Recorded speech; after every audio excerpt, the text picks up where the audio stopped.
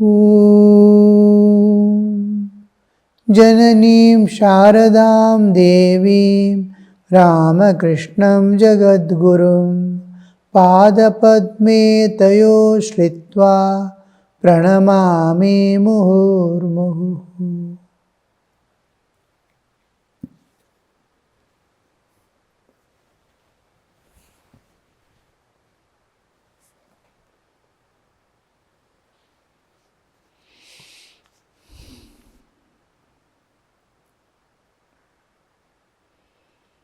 Likewise, Sri Ramakrishna is continuing, likewise, when the embodied soul says, O God, I am not the doer, thou art the doer, I am the machine, you are the operator, only then does its suffering of the worldly life come to an end.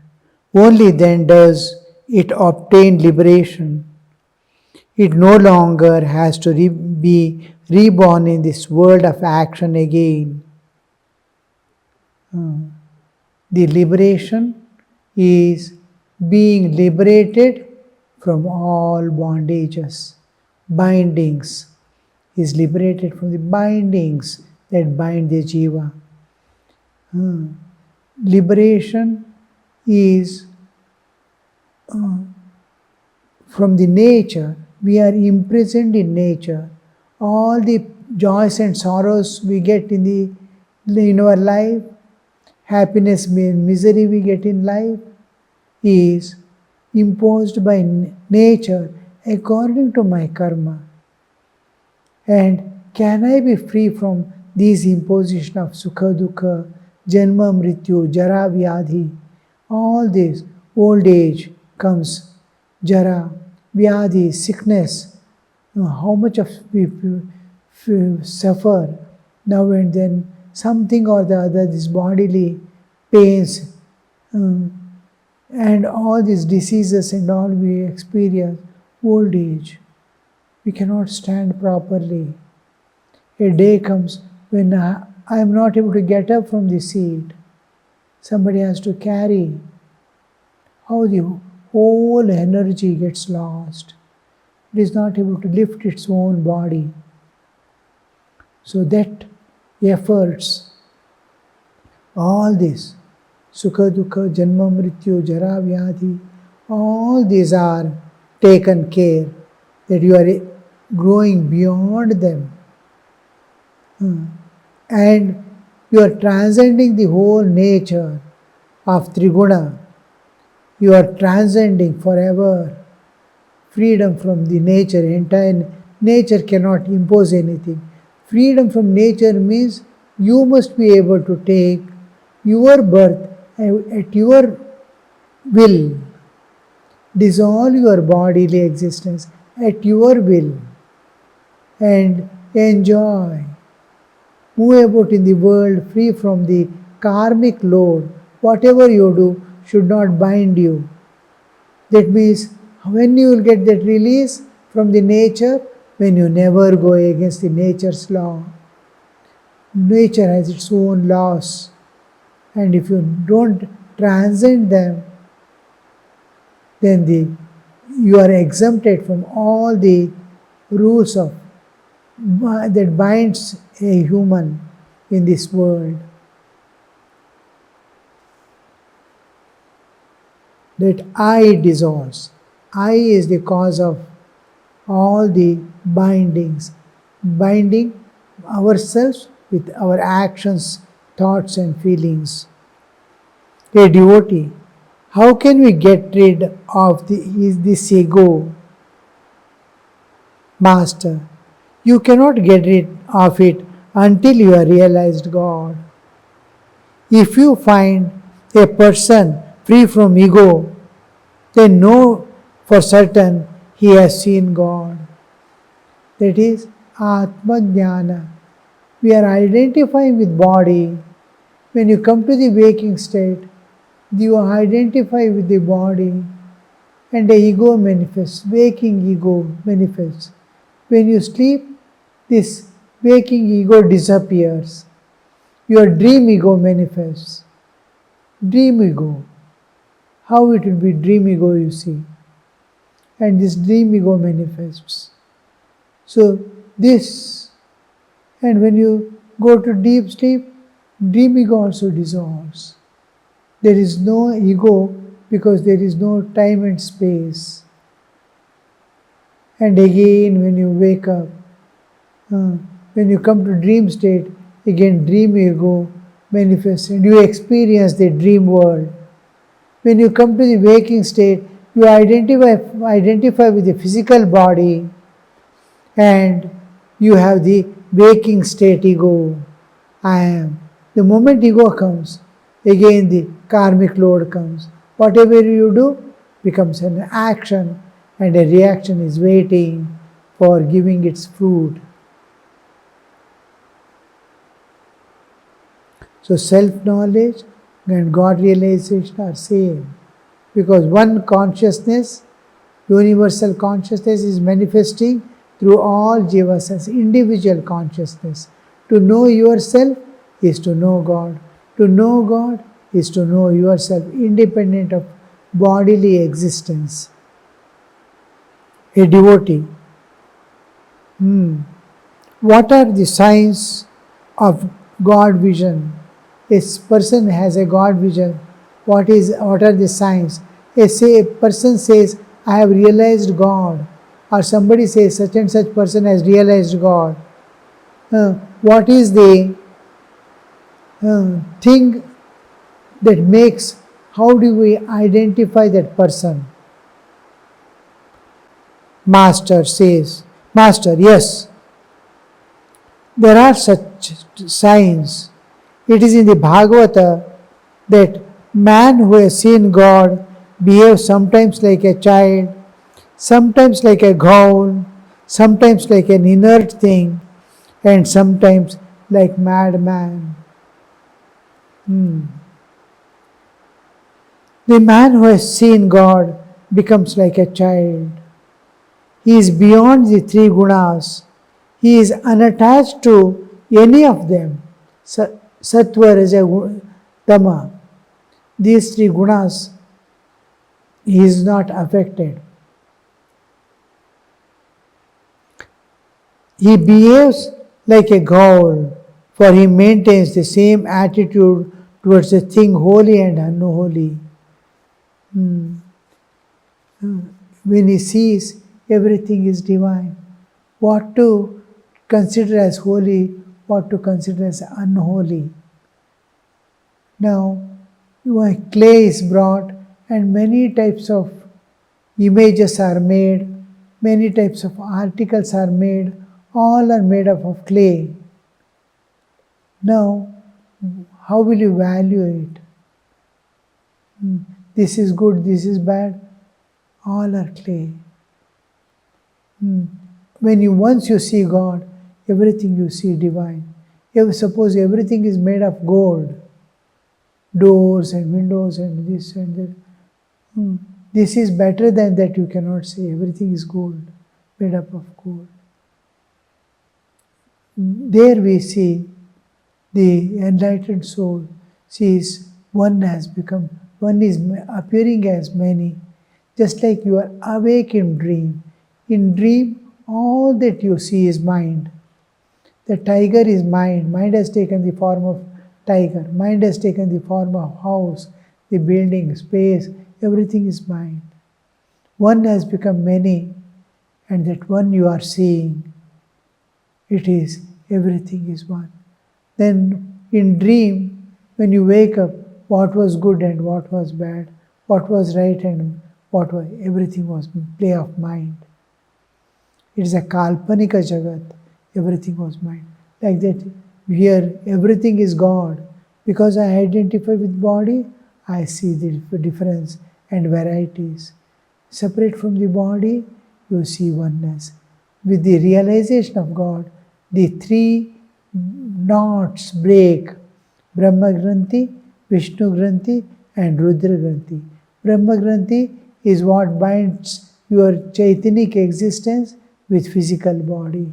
Vishnu Granthi is the knot between the Jivatman, that's the spiritual existence with the subtle body, Sukshma Sharira, and between the cause, not between the causal body and the Chaitanya is called Rudra Granthi. Our three bodies with our Chaitanya, real existence, three bodies, three states we are passing through that are tied because of the karma. This karma is binding your spiritual existence with the three bodies to work out the karma. So these three are the bodies to which you are bound.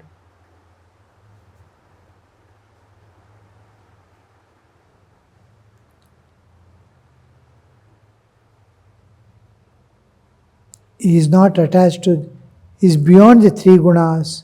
He is not attached to any of them. He behaves like a ghoul. He maintains the same attitude of holy and unholy. He doesn't differentiate. Everything is, he is seeing divine. Again, a madman, he sometimes laughs, sometimes weeps. Now he dresses himself like a dandy, and the next moment he goes entirely naked and roams about with his cloth under his arm. Therefore he seems to be lunatic. Again, at times he sits motionless like an inert thing. Devotees, does the ego disappear altogether after realization of God? Master, yes. Sometimes God totally effaces the ego of his devotee, as in the state of samadhi. But in many cases, he keeps the trace of ego, but that does not injure anybody. It is like the ego of a child. A 5-year-old child no doubt says, I, but the ego does not harm anybody.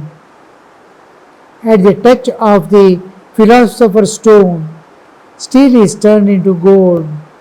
The steel sword becomes a sword of gold. The gold sword has the form of sword, no doubt, but it cannot injure anybody. One cannot cut anything with gold sword. If the sword touches the philosopher's stone, Parasmani, then we see it is getting converted into gold. And once the gold is very flexible, you cannot cut unless you add some metal. Even the ornaments, they add little of the copper. The copper adding gives it stiffness to turn it into pure gold. When it is a sheet, it becomes like a flexible thing. You cannot cut anything with it. To Pratap, you have been to England. Tell us what you saw there.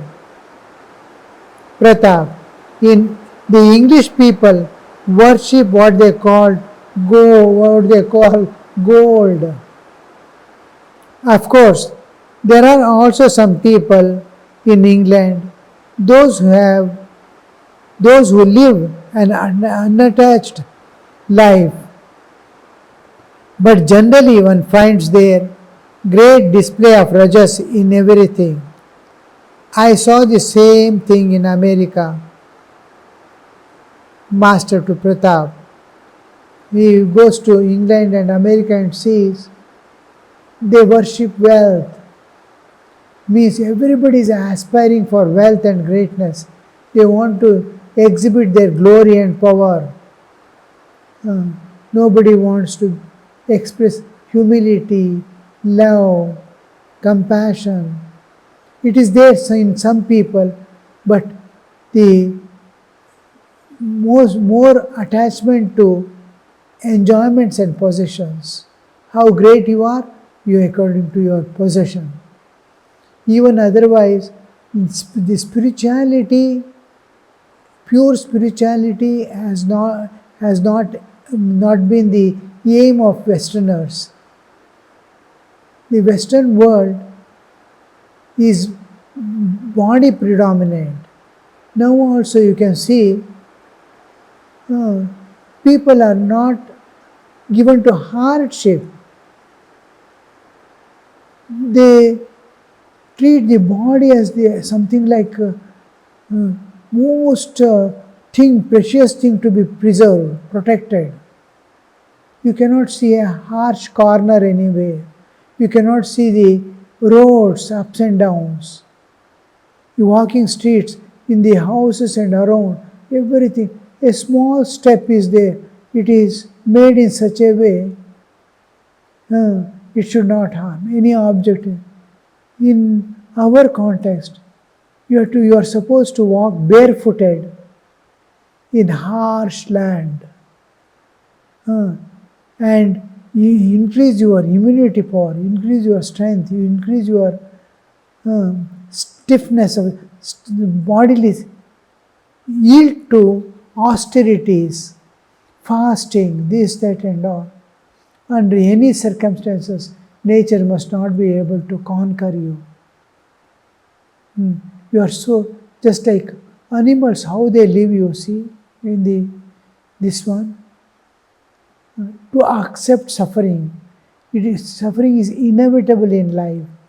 Joys and sufferings come, you must not be affected by that. How they are affected by small things. This austerities, tapas. Through tapas that transcend the bodily, the nature of Easterners, especially Hindus and Indians, we see to go beyond the body identity. Your spirit, what does the bodily cover matters. Unless the austerities, the mortification of body, the hardship the Indians want to pass through is not to torture the body, but to awaken the spirit.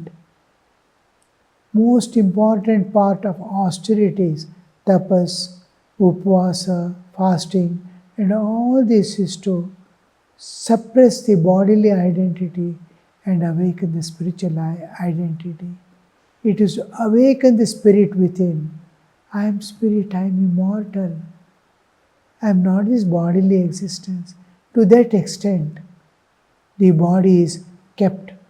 The glorification of body, the gratification of the senses are not the aim of human life. To be like animal is not the animalhood is destroyed.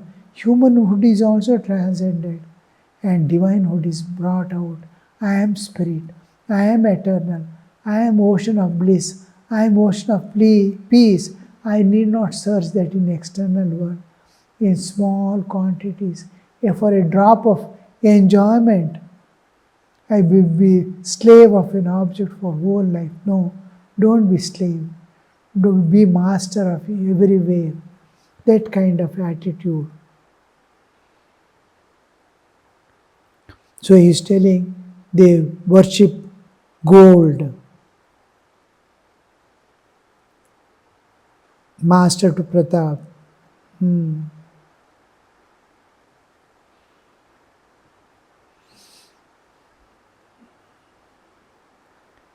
It is not in England alone, Master is telling to Pratap, that one sees attachment to worldly things.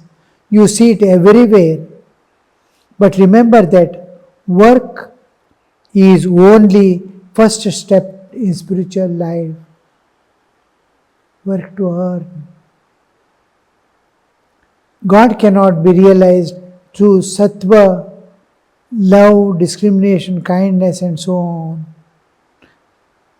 It is very nature of rajas to involve a man in many worldly activities. That's why rajas degenerates into tamas.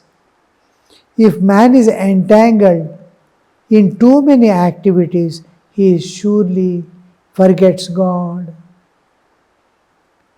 He becomes more and more attached to woman and gold.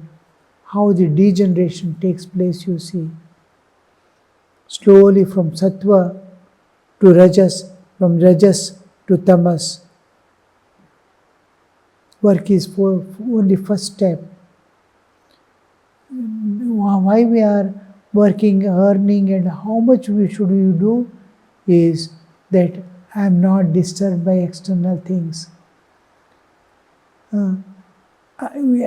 Without external stability, you cannot take up the inward journey.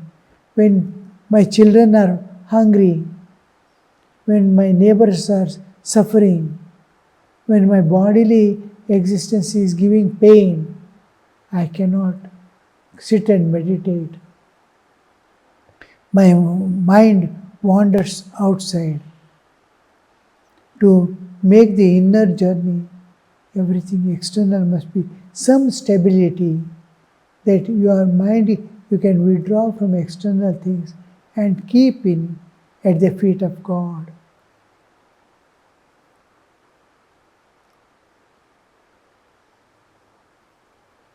But it is not possible for you to give up work altogether.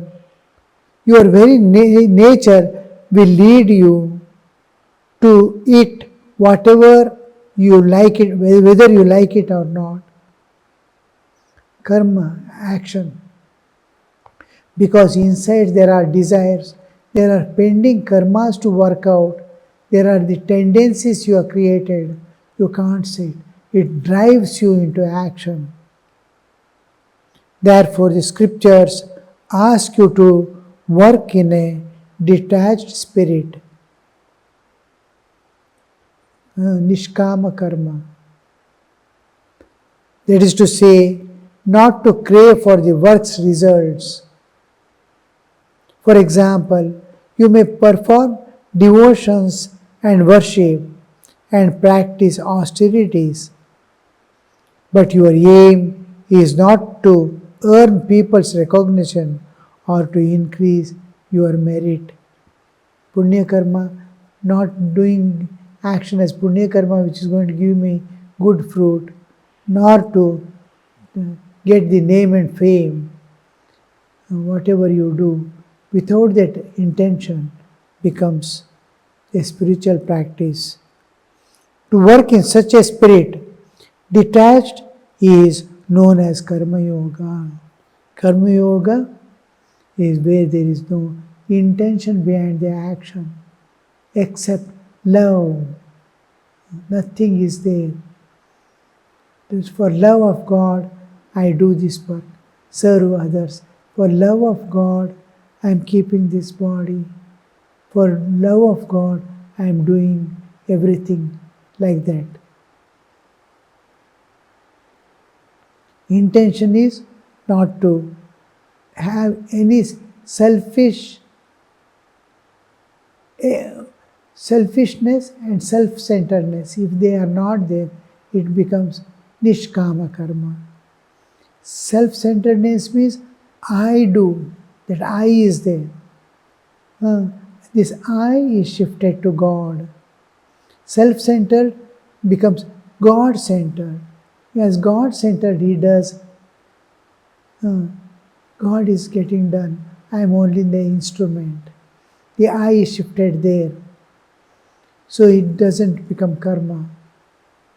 That ego is no more there.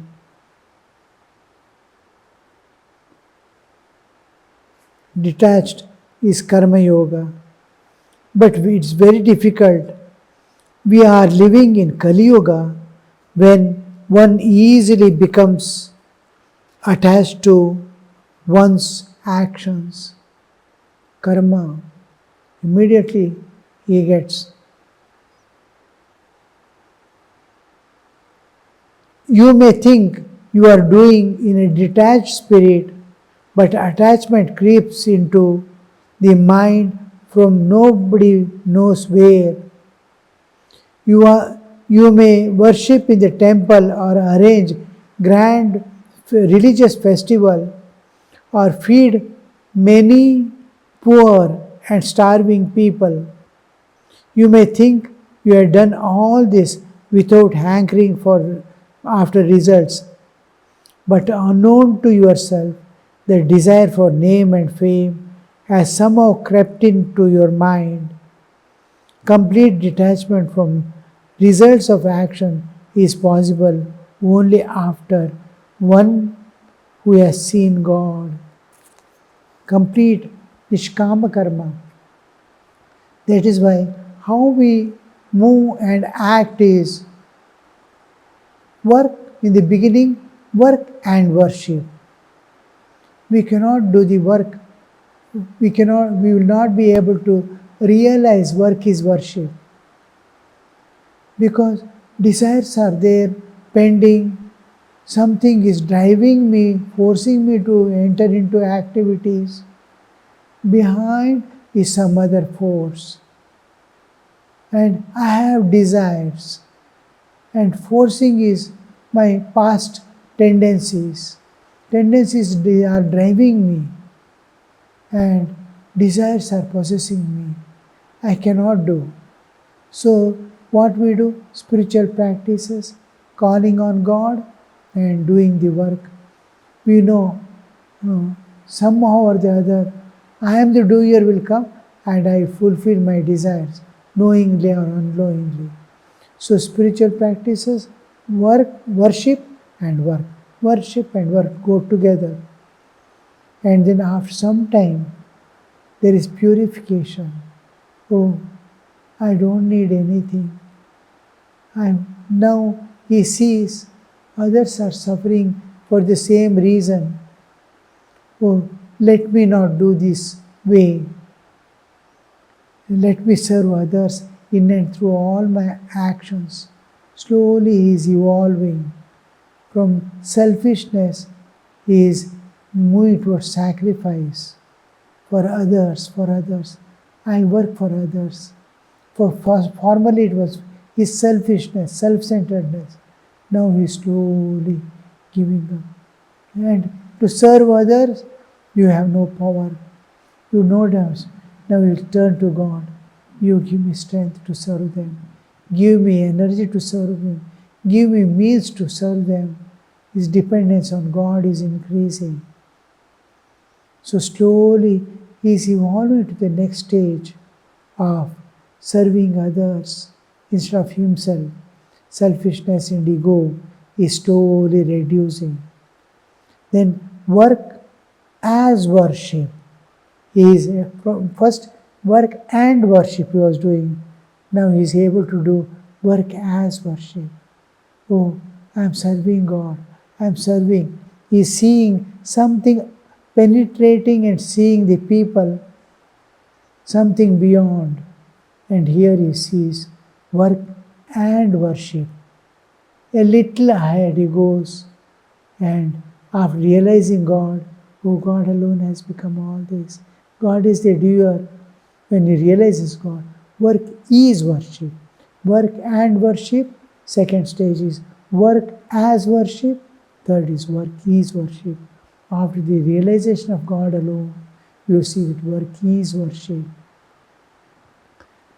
Om Shanti Shanti Shanti Hari Om Tat Sat Shri Ramakrishna Arpanamastu.